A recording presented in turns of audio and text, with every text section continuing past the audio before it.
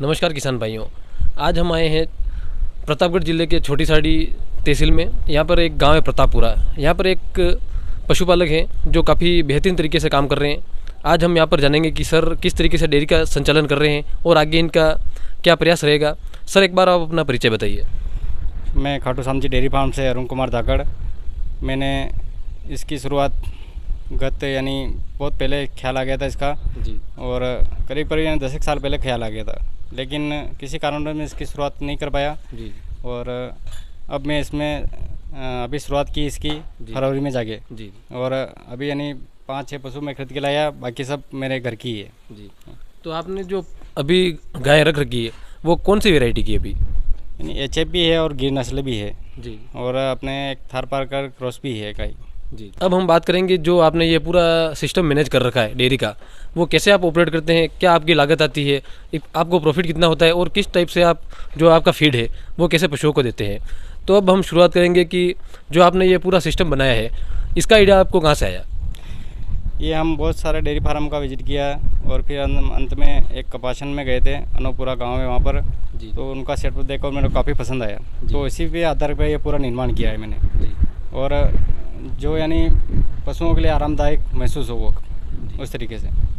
तो अमूमन किसान भाई कहते हैं कि अगर आप डेयरी को सही तरीके से संचालन नहीं करते हैं तो डेयरी लॉस में चली जाती है। तो आपका क्या मानना है, कितना % आपको इसमें प्रॉफिट होता है?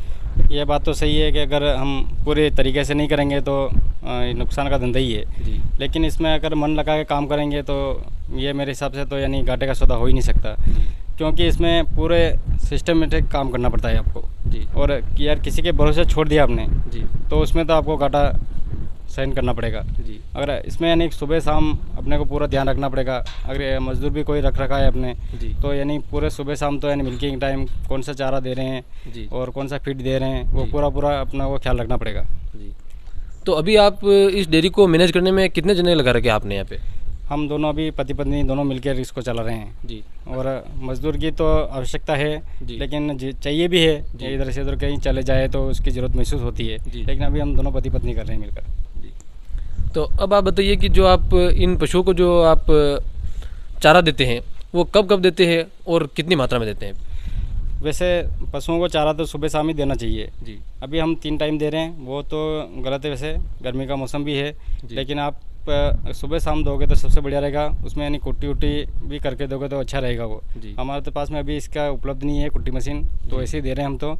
लेकिन आप 2 किलो पर पशु के हिसाब से देने चाहिए। और हरा चारा तो वैसे अभी गर्मी का मौसम तो 7-8 किलो हो तो बहुत बेहतर रहेगा वो। जी। अब हम बात करेंगे कि जो सर ने गाय रख रखी है उनकी जो कंफर्टेबल है उसके लिए भी सर ने यहाँ पर काफ़ी अच्छा काम किया है। तो आप देख सकते हैं कि यहाँ पर सर ने जो काऊ मेट है वो लगा रखी है। तो सर ये जो काऊ मेट है वो आपको कितने में पड़ी है? काऊ मेट करीब 2100-2200 रुपये के करीब पड़ी है मेरे। जी। और काऊ मेट अगर हो तो पशु के लिए बहुत आरामदायक महसूस होता है। जब मैं काऊ मेट नहीं लाया तो ये नीचे सीसी का रखी है, तो इसमें बैठने में काफ़ी दिक्कत आ रही थी। और काऊ मेट जब से लाया तो काफ़ी आराम से बैठ जाती है, आराम महसूस करती है। जी। तो ये जो काऊ मेट है ये कितने साइज़ की है अभी आपके पास? ये करीब 7-8 फीट की लंबाई होगी और 4-5 फीट चौड़ाई होगी इसकी। जी। तो अब आप बताइए कि जो आपने यहाँ पर जो गायें रख रखी है इनको आप खुले में रखते हैं या फिर सिर्फ ये गायें बंदी रहती है? नहीं, इनको तो खुले में रखना ज़्यादा पसंद करते हैं, क्योंकि अगर पशु खुले में रहेगा घूमे फिरेगा तो उसको मन अच्छा रहेगा उसका। अगर एक ही जगह बंदा रहेगा तो बहुत ही दिक्कत महसूस करने लगता है। पशु को हमेशा थोड़ा खुला छोड़ दो तो ताकि उसका मन हल्का हो जाए। जी। और दूध में भी थोड़ा ठीक रहे, घूम फिर ले आराम से। जी। कोई दिक्कत महसूस नहीं करे। अगर एक ही जगह कोई अपने को भी एक ही जगह कोई कह के बैठा रह जाओ तो वो तो संभव नहीं है। तो इसलिए पशु भी वो इंसान के टाइप में पशु भी आ गए हैं। जी। तो पशुओं के लिए जो सबसे बड़ी समस्या है वो पानी के लिए होती है कि पानी उनको कब दिया जाता है, कब पशु को पीने की ज़रूरत महसूस होती है। तो पानी के लिए आपने क्या व्यवस्था यहाँ पर कर रखी है? पानी के लिए मैंने खुले के हिसाब से सिस्टम बना रखा है, तो एक प्याऊ भी बना रखी मैंने। जी। ताकि पशु आराम से घूम फिर ले, पानी पी ले। और हम अभी गर्मी का मौसम में तो करीब 5-6 बार पानी पिलाते हैं इनको। जी। और गर्मी का मौसम में शाम को लास्ट हम 7:30-8 बजे पानी पिलाकर हम सो जाते हैं फिर। जी। और सुबह जब उठते हैं एक बार पानी पिला देते हैं, फिर दिन में करीब 10 बजे और फिर 1-2 बजे और फिर शाम को मिल्किंग से पहले करीब 4:30 बजे जी पानी पिलाते हैं हम पशु को। तो आपके इन गायों का जो मिल्किंग का टाइम है वो क्या रहता है? मिल्किंग का टाइम तो 5:30 बजे हम मिल्किंग करते हैं इनकी। वैसे मिल्किंग का टाइम अगर फिक्स रखो तो ठीक है यूँ। कभी कभी किसान भाई क्या करते हैं कि मिल्किंग में कभी घंटा 1.5 घंटा कभी हो सकते हैं, नहीं आधा घंटा लेट हो जाए, ज़्यादा लेट नहीं हो तो ठीक रहेगा। ही कम से कम 12 घंटे निकल जाए, उसके बाद में वो 13 घंटे ही निकाल देते, कोई 14 घंटे निकालते, तो वो गलत है। यानी अब आप डेयरी का विषय करो तो यानी करीब मिल्किंग का टाइम अगर फिक्स हो तो वो बेहतर रहेगा। तो अभी आप जो गाय रख रखी है आपने, तो इसमें आपको कितनी आपको लागत आ रही है और आपको प्रॉफिट कितना हो रहा है इसमें? लागत तो वैसे ठीक है, अगर मान लेते हैं अगर अपने 100 रुपये उसमें लग रहे हैं जी तो यानी करीब करीब अपने मान लो कि 50% 60% खर्चा हो जाता है। एवरेज मान के चलो 50% खर्चा हो ही जाता है। जी जी और अगर आप खुद का सब फीड वेट खुद बना रहे जी। हैं तो मतलब कि 40% भी अगर खर्चा हो जाता है, 60% बचत भी हो जाती है। जी। अगर बाहर से ला रहे हैं तो या मान लो 50-50 मान लो आप सब कुछ। किसान भाइयों, अब हम बात करेंगे मिल्किंग के बारे में। सर, मिल्किंग किस प्रोसेस से करते हैं, कौन सी मशीन ये यूज़ करते हैं और ये कैसे काम करती है? तो सर, अब अपने किसान भाइयों को आप बताइए कि आप मिल्किंग के लिए क्या प्रोसेस यूज़ करते हैं? मिल्किंग के लिए तो जैसे कि ज़्यादा अगर आप पशु रख रहे हो जी तो उसके लिए तो मशीन ही बेहतर रहेगी आपके लिए। जी और मिल्किंग के मेरे हिसाब से तो ये देखो तो यानी बहुत ही अच्छा काम है मिल्किंग मशीन का। जी और पशु के लिए जैसे कोई हाथ से धोते तो उसको भी यानी मिल्किंग मशीन पे आप कर दो तो सेट तो ठीक रहेगा। जैसे पशु को यानी धीरे धीरे सेट करना पड़ता है, जैसे एकदम कोई कभी किसी पशु के मशीन मिल्किंग मशीन नहीं लगी हो जी तो वो थोड़ा यानी उसमें उसको दिक्कत महसूस होती है। जी तो धीरे धीरे उसको यानी सेट करना पड़ता है उसको। जी और ये हमारी वेंकटेश कंपनी की मिल्किंग मशीन है, करीब करीब 70,000 के आसपास पड़ी है। इसका इंजन का सेट भी आएगा उसमें और डबल बकेट है आगे। ये करीब करीब मेरे यहाँ तक घर पे पहुंची करीब करीब 70,000 के लमसम। जी। तो किसान भाइयों, आप देख सकते हैं कि ये जो मिल्किंग मशीन है, इसमें आपको दो ऑप्शन मिलेंगे। अगर आपके यहाँ पर इलेक्ट्रिसिटी अवेलेबल है तो ये मोटर से डायरेक्ट चल जाएगी। अगर कभी लाइट चली जाए तो उस समय दूध निकालने की बहुत बड़ी समस्या हो जाती है। तो उसके लिए यहाँ पर आप पेट्रोल इंजन देख सकते हैं, तो इसकी सहायता से आप मिल्किंग कर सकते हैं। तो यहाँ पर ये काफ़ी बढ़िया सिस्टम है और इस पर आप डबल बकेट लगा सकते हैं। तो मिल्किंग मशीन भी काफ़ी बेहतरीन है और काफ़ी कम कीमत की है। 70,000 इस मिल्किंग मशीन के लिए कोई ज़्यादा अमाउंट नहीं है। अब हम बात करेंगे कि सर, इन गायों को जो फीड देते हैं तो वो फीड किस टाइप से देते हैं और कैसे तैयार करते हैं? तो सर, आप ये जो फीड देते हैं गायों को, तो वो फीड आप घर पर तैयार करते हैं या बाहर से आप बना बनाया मंगवाते हैं? बाहर से भी मंगवाता हूँ मैं और घर का भी काम में ले रहा हूँ अभी यानी गर्मी का मौसम है तो सबसे ज़्यादा मैं जौ काम में ले रहा हूँ जी वैसे अगर घर का बना रहे हो तो आप जौ है, मक्का है, गेहूँ है, सोयाबीन है, चना है, ये सब आप काम में ले सकते हो। जी अभी मैं यानी बाहर से तो सरस का और इफ्को का जी और मिनरल मिक्सर भी मैं इफ्को का और कैल्शियम भी इफ्को के काम में ले रहा हूँ। जी जी और एक मिक्स में आवा भी आता है इफ्को का, वो भी ठीक है, और सरस का भी वैसे ठीक ही है। जी। तो आप जो घर पर फीड बनाते हैं वो किस टाइप से आप यहाँ पर तैयार करते हैं?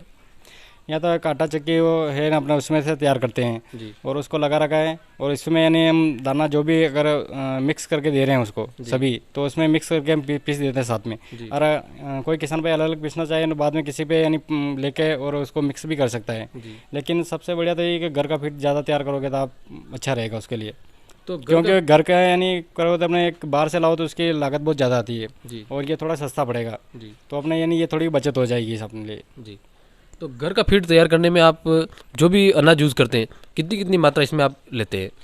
जैसे हम लोग 1 क्विंटल का हम तैयार कर रहे हैं तो अभी ये गर्मी का मौसम है तो अपने 50 किलो अपने जौ ले लो जी और 25 किलो अपने गेहूँ ले लो और 25 किलो अपने मक्का ले लो। जी लेकिन उसमें अगर कोई और भी ऐड करें जैसे सोयाबीन वगैरह, जी तो इसके थोड़ी मात्रा अपने गेहूँ और मक्का की कम कर दो। जी जी जैसे 5 किलो अगर उसमें सोयाबीन ऐड कर रहे हैं जी तो ये थोड़ी मात्रा ये कम कर दो और उसमें नमक मिला दो, मिनरल मिक्सर मिला लो, उस हिसाब से आप सेट कर सकते हो उसको। जी। तो 1 क्विंटल बाटा बनाने के साथ आप मिनरल मिक्सचर कितना यूज़ करते हैं?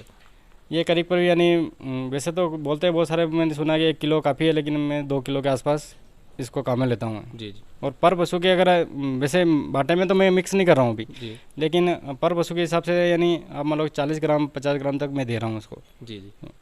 और कैल्शियम हो गया तो कैल्शियम यानी 100 ml के करीब करीब पर पशु को दे रहा हूँ। पर पशु को, ठीक है। तो मिल्किंग करने वाले जो भी पशु है और इसके अलावा जो ड्राई में चल रहे हैं, तो उनका जो फीड है उसमें कितना अंतर रखते हैं आप? ड्राई में तो वैसे मैंने अभी इतना शुरुआत नहीं की है क्योंकि उसको तो कभी कभी देते हैं वैसे, यानी अभी शुरुआत की है मैंने तो इससे संघर्ष कर रहे हैं। जी तो उसके लिए यानी अभी इतना उसमें ध्यान नहीं लगाता हूँ मैं। लेकिन जो गाभिन पशु है जी उसके लिए तो यानी हम देते हैं उसका बाटे में, तो यानी आप मान लो कि उसके इनको जैसे 400-500 ग्राम पर लीटर पे देते हैं। जी तो जो गाभिन पशु है उनको तो यानी अभी फिलहाल वर्तमान में तो यानी 200 ग्राम के आसपास मैं उनको दे रहा हूँ। और जो बाकी है अभी छोटे छोटे बछड़े हैं उनको तो यानी अब देना शुरुआत करनी है अभी।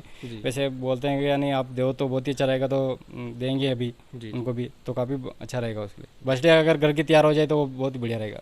जी जी।